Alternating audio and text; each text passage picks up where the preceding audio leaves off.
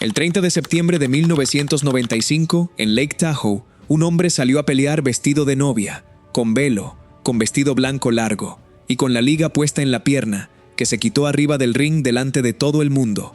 No era una apuesta perdida, no era una ocurrencia de su equipo de publicidad. Tenía una razón, y es probablemente la razón más bonita que ha tenido nunca un boxeador para hacer algo así.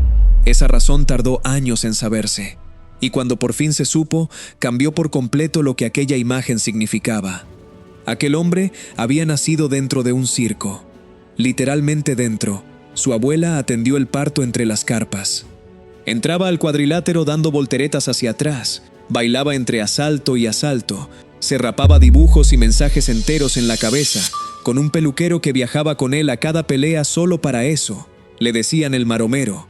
Y por culpa de todo lo anterior, 30 años después, hay un dato que mucha gente no tiene presente: que fue campeón del mundo de peso pluma, que defendió el cinturón 9 veces, que noqueó a 52 hombres, que llegó a tener 2 títulos mundiales al mismo tiempo, y que fue el primer mexicano de la historia en ganar un campeonato de la Federación Internacional de Boxeo. Esta no es la historia de un payaso que se metió a boxear. Es exactamente la contraria. Es la historia de un boxeador extraordinario que además era un artista, y de todo lo que le costó y todo lo que le dio esa combinación, porque hay un precio por ser el más divertido de todos que nadie te cuenta nunca, y él lo pagó completo, y aún así volvería a hacerlo igual. Jorge Adolfo Páez Febles nació el 27 de octubre de 1965 en Mexicali, Baja California. No nació en un hospital, nació dentro del circo de su familia, el circo de los hermanos Olvera, entre carpas remendadas y animales.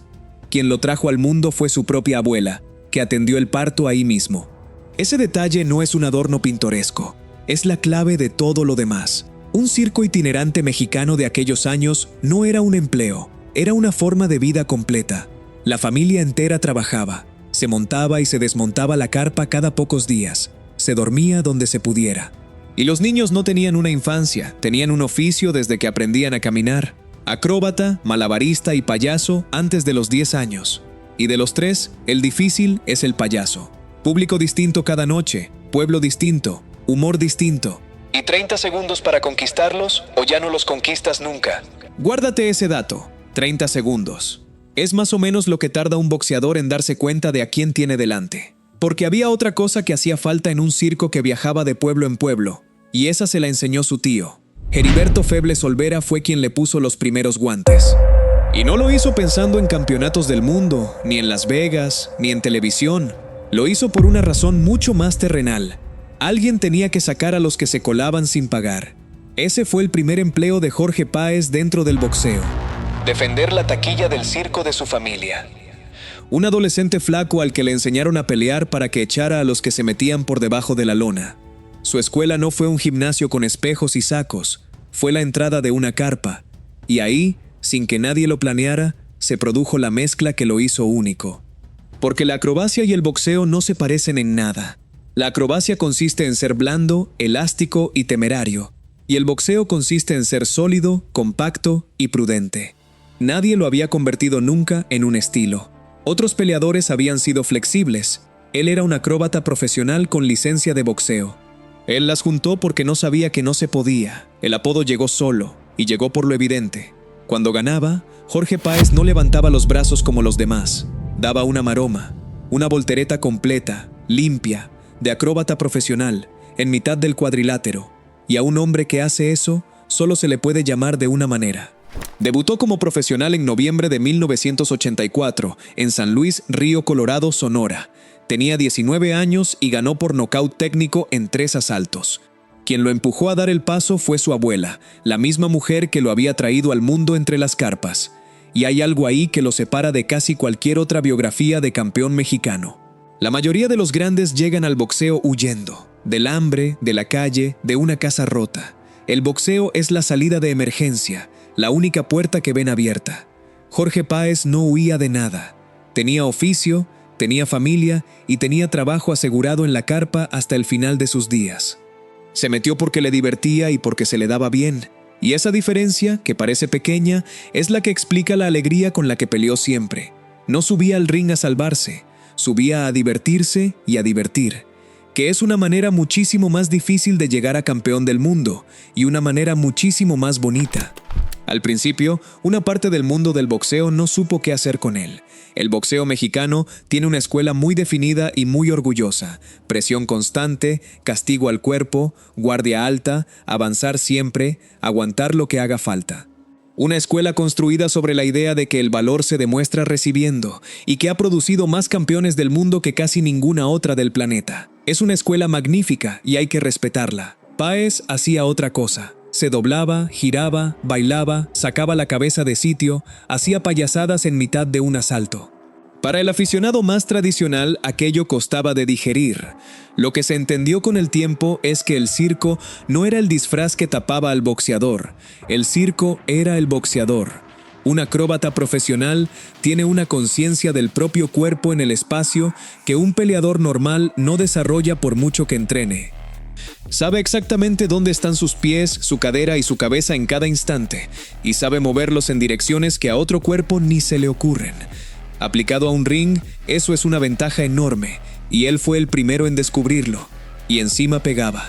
52 de sus victorias llegaron por nocaut, y eso no lo consigue un payaso con guantes. Manejaba además un golpe que por entonces ya casi nadie usaba: el bolo punch, ese gancho ancho y circular que había popularizado el cubano Kid Gavilán 30 años antes, y que la escuela moderna había ido dejando de lado. Su promotor de aquellos años, Ignacio Huízar, lo describió después con mucho cariño y mucha franqueza. Dijo que era un chico humilde y con poca preparación, muy protegido en el circo, y que cuando salió al mundo quiso comérselo de una mordida. Dijo que se apoyaba en su talento y que había que estar detrás de él para que entrenara. Y remató con una frase que lo retrata entero: que si había una muchacha bonita cerca, conseguir que entrenara era una tarea casi imposible. Un talento descomunal dentro de un muchacho de 20 y pocos años, al que la vida no le había pedido nunca que se tomara nada en serio. El 4 de agosto de 1988, en la Plaza de Toros Calafia de Mexicali, su ciudad, retó al campeón mundial de peso pluma de la Federación Internacional de Boxeo, el estadounidense Calvin Grove. 15 asaltos. Hoy eso no existe, y por eso esta pelea está en los libros. Durante casi todo el siglo XX los campeonatos se disputaban a 15. En los años 80, tras varias tragedias en el ring, los organismos empezaron a recortarlos a 12. Los asaltos 13, 14 y 15 eran el territorio donde se separaba a los campeones de los aspirantes. El punto en que ya no queda técnica, ni plan, ni fuerza, y solo queda lo que cada uno lleva dentro. Aquella noche en Mexicali fue una de las últimas peleas por un campeonato del mundo pactadas a 15 asaltos en toda la historia del boxeo, y Jorge Páez llegó a ese último asalto perdiendo en las 3 tarjetas. Imagínate la escena completa. Una plaza de toros en agosto, con el calor del desierto de Baja California todavía subiendo del ruedo. La ciudad entera pendiente de un muchacho al que habían visto crecer haciendo maromas en una carpa. Un campeón estadounidense que solo tenía que aguantar 3 minutos de pie para llevarse el cinturón a casa. Y enfrente, un chico de 22 años que sabía, porque eso en un circo se aprende antes que a leer, que cuando solo te queda una función tienes que darlo todo en ella. Suena la campana del 15. Y Páez sale a por él como si acabara de empezar la pelea. Sin dosificarse, sin calcular, sin guardarse nada para un asalto 16 que no existe. Cae Grove por primera vez. La plaza se pone de pie y ya no se vuelve a sentar. El campeón se levanta, porque es un campeón del mundo y lleva 15 asaltos demostrándolo, pero el ruido de la calafia ha cambiado de tono. Ahora es un rugido continuo que no baja entre golpe y golpe. Cae Grove por segunda vez. Y aquí es donde hay que fijarse en el detalle que convierte esto en una de las grandes noches del boxeo mexicano. Porque a Páez todavía no le vale. 2 caídas no le dan la pelea, y él lo sabe. Le quedan segundos y necesita una más. Cae Grove por tercera vez. 3 caídas en el último asalto de un campeonato del mundo. Cuando el árbitro separa a los 2 hombres y suena la campana final, las tarjetas se han dado la vuelta y el título es suyo. El acróbata del Circo Olvera era campeón del mundo. Tenía 22 años. Era su pelea número 29 como profesional y acababa de convertirse en el primer mexicano en ganar un cinturón de aquel organismo. Y en Mexicali aquello fue un terremoto. Baja California no era el corazón histórico del boxeo mexicano. Los grandes ídolos habían salido casi siempre de la capital, de Jalisco, de Sinaloa, del centro del país. Mexicali era una ciudad fronteriza, calurosa y trabajadora, a la que desde el centro se la miraba como se mira siempre a la frontera. Y de pronto la ciudad tenía un campeón del mundo que había ganado el título en su propia plaza de toros, delante de sus vecinos. Los Cachanillas, que es como se llaman a sí mismos los de Mexicali, no lo adoptaron como ídolo aquella noche. Ya era suyo desde mucho antes. Lo habían visto hacer maromas en la carpa cuando no era nadie. Si te está gustando, suscríbete y déjanos un like. Nos ayuda muchísimo. Seguimos. A partir de esa noche, Jorge Páez empezó a hacer algo que ningún campeón del mundo había hecho antes. Decidió que el espectáculo no terminaba cuando sonaba la campana. En una época en la que un campeón mundial salía con una bata, saludaba y peleaba, él convirtió la entrada al cuadrilátero en un número de circo, volteretas, coreografías. Un hombre de 20 y tantos años haciendo acrobacia delante de 20,000 personas antes de que le pegaran en la cara durante media hora.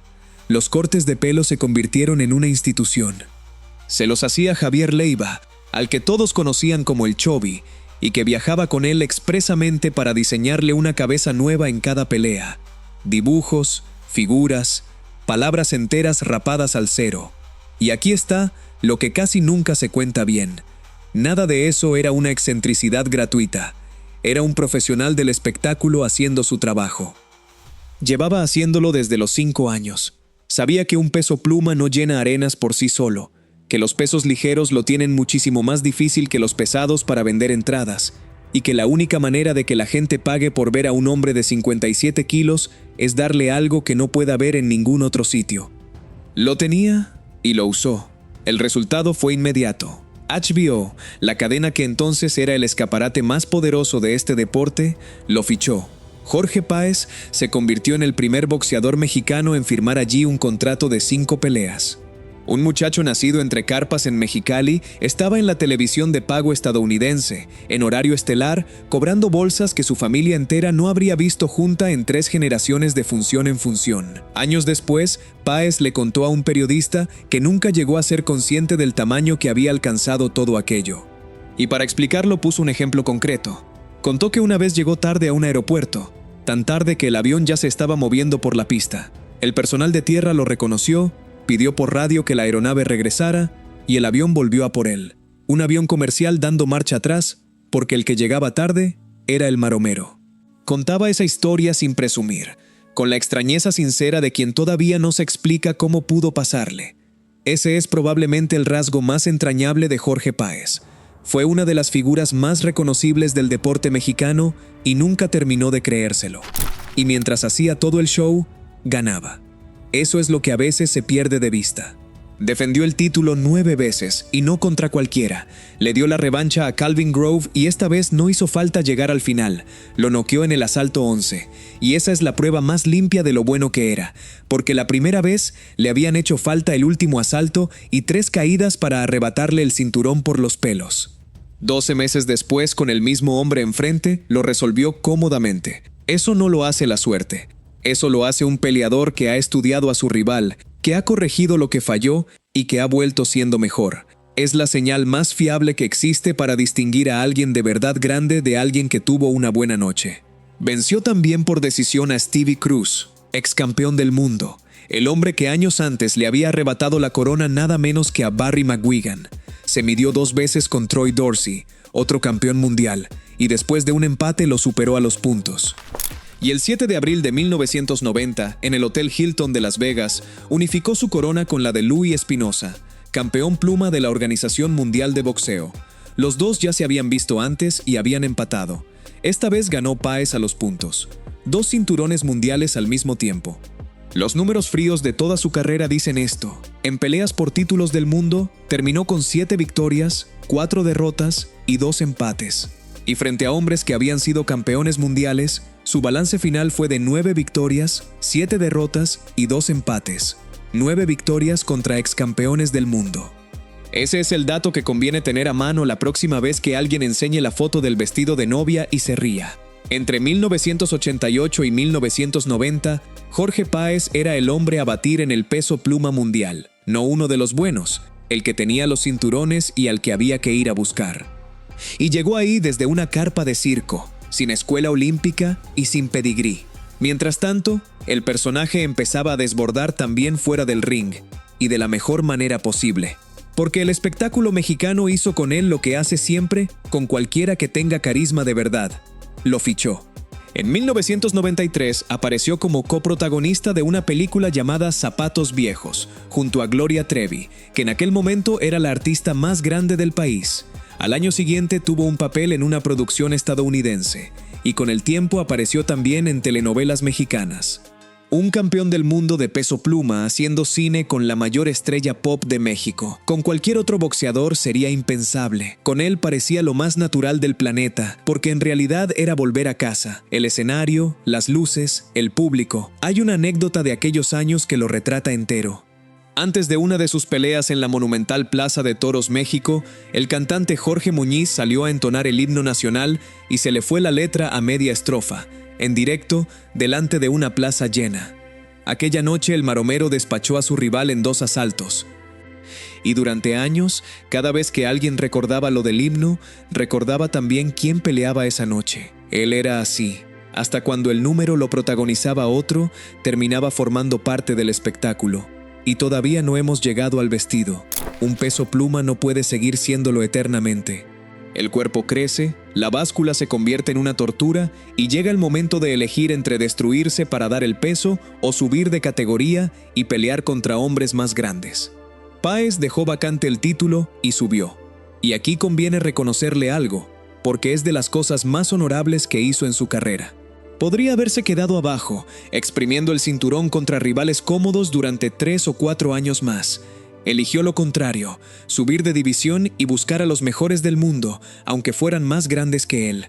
El 22 de septiembre de 1990, en Sacramento, retó a Tony López por el Campeonato Mundial Superpluma. No pudo ser. En ese mismo periodo cambió también lo que no sale en los expedientes. En 1991 se separó de Ignacio Huízar, el hombre que lo había promovido desde el principio. Hubo desacuerdos y hubo dinero de por medio, como pasa tantas veces en este deporte, y cada uno siguió su camino. En el caso de un peleador al que había que animar para que fuera al gimnasio, perder a la persona que llevaba años haciendo justo eso no fue un detalle menor. El 5 de octubre de 1991, en Reno, se subió a un ring contra Pernell Whitaker. Whitaker era en ese momento el campeón indiscutido del peso ligero. Tenía los 3 cinturones importantes a la vez. Le decían Sweet Pea, estaba entre los 2 o 3 mejores libra por libra del planeta y muchos historiadores lo consideran hoy el mejor boxeador defensivo de la historia junto con Willie Pep. Fue una pelea rarísima de ver y quien la busque lo va a comprobar enseguida. Durante 12 asaltos se enfrentaron los 2 hombres más difíciles de golpear de aquel momento, cada uno por razones opuestas. Whitaker era inalcanzable por técnica pura, una escuela defensiva milimétrica construida durante años. Páez era difícil de alcanzar por instinto, por elasticidad y por hacer cosas que a nadie más se le ocurrirían. Ganó Whitaker por decisión unánime, pero hay una manera de leer esa noche que no es la evidente. A Whitaker casi nadie lo tumbaba, pero es que Whitaker tampoco tumbaba a casi nadie. Lo suyo era hacerte parecer lento y torpe durante 12 asaltos delante del mundo entero. Y a Jorge Páez no consiguió hacerlo parecer lento ni un solo asalto. Aquella noche, Páez no era campeón, no era favorito y no tenía nada que defender. Estaba peleando 2 divisiones por encima de donde había reinado, contra uno de los mejores boxeadores vivos, en su terreno y con todo en contra. Y salió por su propio pie después de 12 asaltos, con la cabeza alta. Un año después, en el Forum de Inglewood, se cruzó con un joven invicto llamado Rafael Ruelas, que después sería campeón del mundo. Fue una pelea durísima, y su esquina decidió pararla al terminar el 10º asalto para protegerlo. Y en julio de 1993 volvió a pelear por un título mundial, esta vez en el peso ligero, contra Freddie Pendleton. Tampoco pudo ser. Fíjate en una cosa, porque dice mucho de él. En apenas 3 años había disputado campeonatos del mundo en 3 divisiones distintas, contra Tony López, contra Pernell Whitaker y contra Freddie Pendleton. Otros habrían bajado el nivel de rivales para alargar la carrera cómodamente. Él siguió pidiendo a los mejores. En 1994, en plena campaña presidencial mexicana, el Chovy le rapó en la nuca un mensaje que decía: «Vota por Zedillo». Fue su obra maestra como showman y también, sin que él lo supiera, su último gran número en la cima del deporte. Porque el 29 de julio de 1994, en el MGM Grand de Las Vegas, peleó por el título mundial ligero vacante de la Organización Mundial de Boxeo. Enfrente tenía a un muchacho de 21 años de Los Ángeles, medalla de oro olímpica en Barcelona 2 años antes, invicto, guapo, bilingüe, con toda la industria del boxeo estadounidense empujando detrás. Oscar de la Hoya. Aquello no era una pelea entre dos boxeadores. Era, y así se entendió en su momento, un relevo generacional organizado por la propia industria. De la Hoya representaba todo lo que el boxeo estadounidense llevaba una década buscando. Un mexicoamericano nacido en Estados Unidos, con medalla olímpica, que hablaba perfecto inglés, que resultaba atractivo para las marcas y que podía vender a los dos lados de la frontera a la vez. Detrás de él estaba todo el dinero del deporte. Páez era otra cosa. Un mexicano de Mexicali, salido de un circo, que llevaba 10 años entreteniendo al público con lo que se le ocurría. La pelea duró 2 asaltos. A los 39 segundos del segundo, De la Hoya lo noqueó. Para el muchacho de Los Ángeles fue el segundo título mundial de su vida y el trampolín definitivo hacia convertirse en la mayor estrella comercial que ha tenido este deporte después de Muhammad Ali. Y aquí hay que decir algo en voz alta, porque nadie lo dice nunca. Alguien tenía que estar en esa esquina. Para que un fenómeno como Oscar de la Hoya despegue, hace falta un nombre grande enfrente, un nombre que la gente pague por ver caer. Ese papel es el más ingrato de este deporte y casi siempre lo asume un peleador de verdad, con currículum, que acepta subirse sabiendo lo que hay. Jorge Páez lo aceptó. Y la carrera del Golden Boy arrancó de verdad aquella noche. Tenía 28 años. Y aquí volvemos al principio, al 30 de septiembre de 1995, a Lake Tahoe, al vestido blanco, al velo y a la liga. Aquella noche Jorge Páez peleaba contra José Vida Ramos, en una revancha. En el combate anterior, unas semanas antes, le habían descalificado.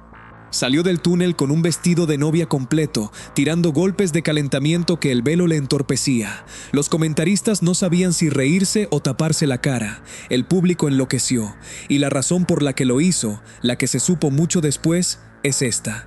Aquel mismo día, en secreto, Jorge Páez se había casado. Se casó con Griselda, su mujer, sin decírselo a nadie. Y el vestido que llevaba puesto arriba del ring, delante de miles de personas y de las cámaras de televisión, era el vestido de novia de ella. La imagen más ridícula de la historia del boxeo era, en realidad, un regalo de bodas. Búscala, no vas a encontrar otra igual. Y hay algo profundamente hermoso en ese gesto, porque explica al personaje mejor que cualquier cosa que él haya dicho nunca en una entrevista. Piénsalo bien. Un hombre se casa por la mañana, en privado, sin invitados y sin fotógrafos. Y por la noche tiene que ir a trabajar, que en su caso significa que un profesional va a intentar noquearlo delante de miles de personas. La mayoría de los hombres habrían separado las dos cosas. Se habrían guardado la boda para ellos y habrían ido a pelear como cualquier otro día. Él no.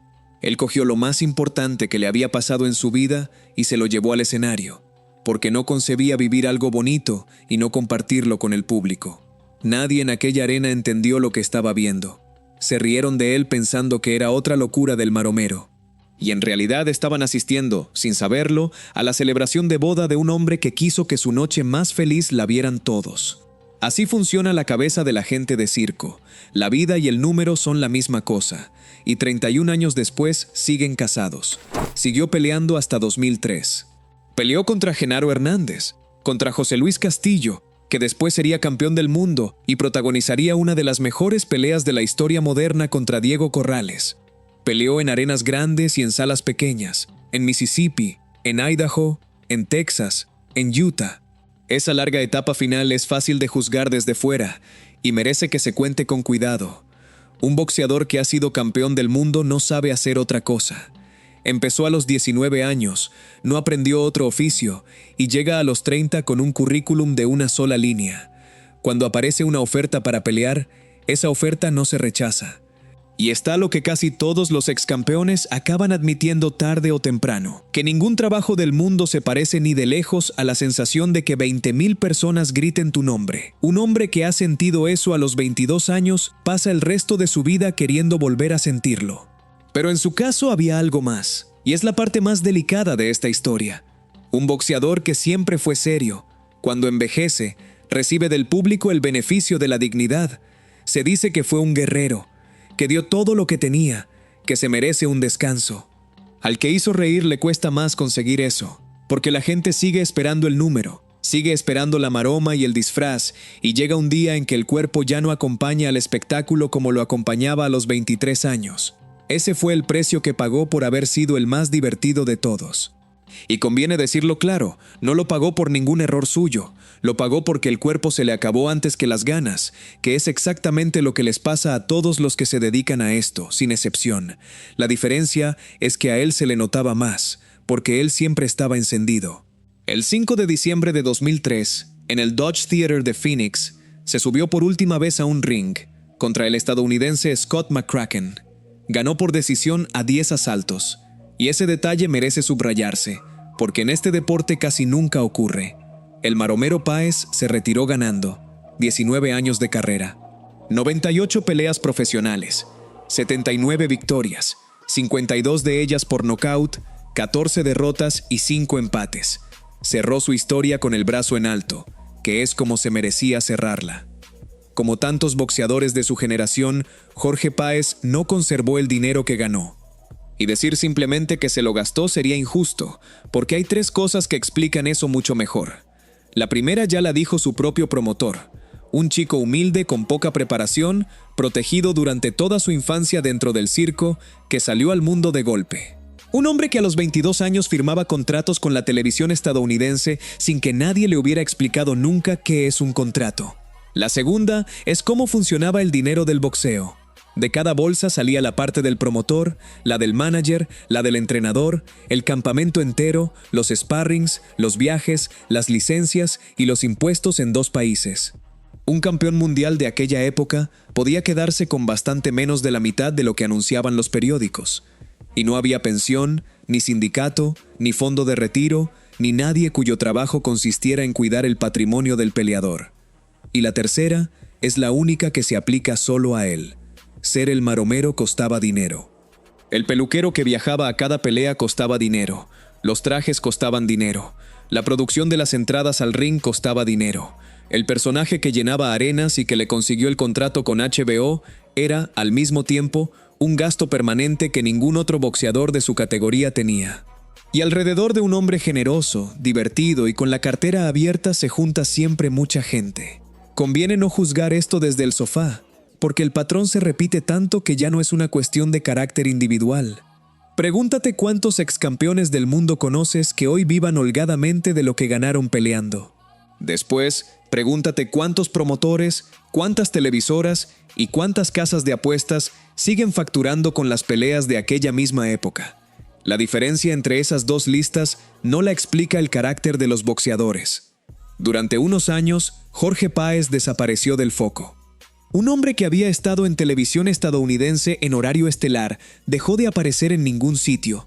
Cuando volvió a aparecer, en 2019, fue en un reportaje de Univisión que lo encontró en Las Vegas. Se había hecho testigo de Jehová, iba de puerta en puerta y tenía un sitio fijo, la entrada de una tienda de donas. Él mismo lo contó con una naturalidad desarmante.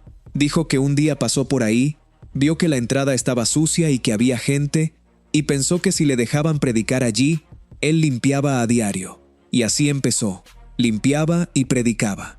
Es fácil leer esa imagen como una caída, y así se leyó cuando salió publicada. Pero hay otra manera de mirarla, y es la correcta, porque lo que hizo Jorge Páez en aquel momento fue exactamente lo mismo que había hecho toda su vida: buscarse un escenario, ganárselo con trabajo y salir a hablarle a la gente que pasaba por delante. No se escondió, no pidió nada. Encontró un sitio donde había público, ofreció algo a cambio de poder estar ahí y se puso a trabajar. Es literalmente el mismo mecanismo que aprendió de niño cuando el circo llegaba a un pueblo nuevo: montar la carpa donde te dejen y salir a actuar. Cambió el número, no cambió el hombre. En aquella misma entrevista dijo otra cosa preciosa. Contó que la religión lo había hecho cambiar como persona, pero que su personalidad seguía siendo la misma, que le seguían gustando las bromas y el sarcasmo. 53 años tenía entonces, y el tipo seguía siendo el payaso del circo de los Olvera. Alrededor de aquel reportaje se construyó después mucho ruido. Titulares sobre la ruina. Vídeos sobre el campeón que lo perdió todo. Se llegó a publicar que dormía en una casa rodante y que pedía limosna por la calle. Y aquí hay que contar también la otra parte, porque la merece. En octubre de 2022, el periodista Ernesto Amador publicó una columna en El Universal con un título que no dejaba lugar a dudas. Jorge el Maromero Páez no está en la calle. Amador llevaba entonces 8 meses viviendo en Las Vegas y lo trataba personalmente. Escribió, en contra de todo lo que se estaba publicando, que Páez vivía bien, rodeado de familia y de amigos, y que estaba sencillamente entregado a su religión. Calificó de completamente falso lo de que anduviera pidiendo limosna, y dijo también lo que más importa, que desde el primer encuentro, Páez desbordaba simpatía y humildad, que era exactamente el mismo hombre que él había admirado en el ring, y que hoy podía llamarlo amigo. La versión falsa viajó mucho más rápido que el desmentido. Casi siempre lo hace. Lo que sí ha contado él mismo, con la honestidad de siempre, es que arrastra las consecuencias de los golpes recibidos a lo largo de casi 20 años. Amador escribió que no le veía problemas de salud, y probablemente sea verdad de lo que se ve por fuera, pero el propio Páez ha hablado de ello abiertamente. Y en esto hay que creerle a él. Lo que hoy se llama encefalopatía traumática crónica no es una desgracia personal ni una consecuencia de haber vivido mal. Es una enfermedad profesional. Es lo que le ocurre al cerebro de un hombre que ha recibido golpes en la cabeza durante 19 años para que otros vendieran entradas, contratos de televisión y publicidad. 98 peleas profesionales. Hay boxeadores modernos que se retiran con 30. Cada una de esas peleas se pagó una vez, en su momento. La factura completa llega décadas después, y la paga él solo. Y si algo merece un hombre que le entregó eso a un deporte, es que ese deporte lo recuerde bien. Hay una cosa que Jorge Páez hizo extraordinariamente bien y que casi ningún reportaje sobre él menciona. Sus hijos. Jorge Páez Jr. nació en Mexicali en 1987, cuando su padre todavía no era campeón del mundo. Se hizo boxeador profesional y ha peleado casi 60 veces contra rivales como José Luis Castillo, Antonio Margarito y Omar Chávez. Le pusieron, inevitablemente, el Maromerito. Asriel Páez también se hizo boxeador. Y Airán Páez ha seguido ligado al mundo del cine y del espectáculo. Un hombre que no conservó el dinero consiguió en cambio transmitir un oficio, un apellido y una manera de estar en el mundo. Y hay algo profundamente coherente en eso, porque es exactamente lo que hacen las familias de circo desde hace siglos. El oficio pasa de una generación a la siguiente. Su abuela lo trajo al mundo entre las carpas y lo empujó a debutar. Su tío le enseñó a pelear, y él le enseñó a pelear a sus hijos. Esa cadena no se rompió. Es lo único que nunca se rompió. Hoy, con 60 años, Jorge Páez sigue apareciendo. Va a homenajes, va a estrenos de cine en Mexicali, comparte lo que sabe con peleadores jóvenes. Hace poco tuvo que salir a desmentir en persona un rumor sobre su propia muerte que circulaba por redes sociales, cosa que hizo, como no, bromeando y riéndose. Y cada vez que aparece pasa lo mismo. La gente lo reconoce al instante y se le acerca sonriendo. Eso, después de 40 años, no lo consigue cualquiera. México ha dado boxeadores durante 100 años. Ha dado a Julio César Chávez, a Salvador Sánchez, al Púas Olivares, a Ricardo López, a Humberto González, una lista larguísima de campeones irrepetibles. Y dentro de esa lista, Jorge Páez ocupa un lugar que no ocupa nadie más. Fue campeón del mundo. Defendió 9 veces. Noqueó a 52 hombres, ganó 9 peleas contra excampeones mundiales, peleó por títulos en 3 divisiones distintas y le duró los 12 asaltos a uno de los mejores boxeadores que han existido.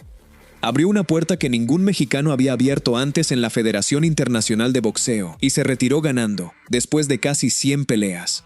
Eso solo ya lo pone entre los grandes, pero encima hizo otra cosa que ninguno de los demás hizo, y es la que lo vuelve único. Consiguió que el mundo entero dejara de mirar a los pesos pesados y mirara a un peso pluma de Baja California. Consiguió que gente que no sabía nada de boxeo encendiera la televisión un sábado por la noche solo para ver qué se le había ocurrido esta vez. Consiguió que un deporte durísimo, que a veces se toma demasiado en serio a sí mismo, se riera y se emocionara al mismo tiempo. Los cinturones se pierden, el dinero se va y en el boxeo se va casi siempre. Los récords se olvidan. Pregúntale a cualquiera cuántas peleas ganó su campeón favorito y no lo va a saber. Lo único que no se pierde nunca es haber hecho sentir algo a la gente. Y eso él lo aprendió de niño, encima de una lona sucia, en los pueblos por los que pasaba la carpa, donde si la función no funcionaba esa semana no se comía. Aprendió que lo único que de verdad importa es que la gente se vaya a casa con algo. Después se pasó 20 años haciéndolo con las manos vendadas y con un hombre enfrente intentando noquearlo, y no falló ni una sola noche. Jorge Páez fue, es y será siempre un boxeador increíble, un campeón del mundo de verdad, de los que ganan el título en su propia ciudad y lo defienden contra quien haga falta. Y fue, además, algo que muy pocos deportistas llegan a ser en toda su vida. Un artista completo, de los que dejan a la gente más contenta de cómo la encontraron. Nunca dejó de ser el niño que tenía 30 segundos para conquistar a un pueblo entero. Y en 30 segundos, todavía lo consigue. Si llegaste hasta aquí, es porque este tipo de videos te interesa de verdad. Suscríbete al canal, déjanos un like y escribe en los comentarios de qué leyenda del boxeo quieres que hablemos la próxima vez. Los leemos todos y de ahí salen muchos de los videos que hacemos. Gracias por acompañarnos hasta el final.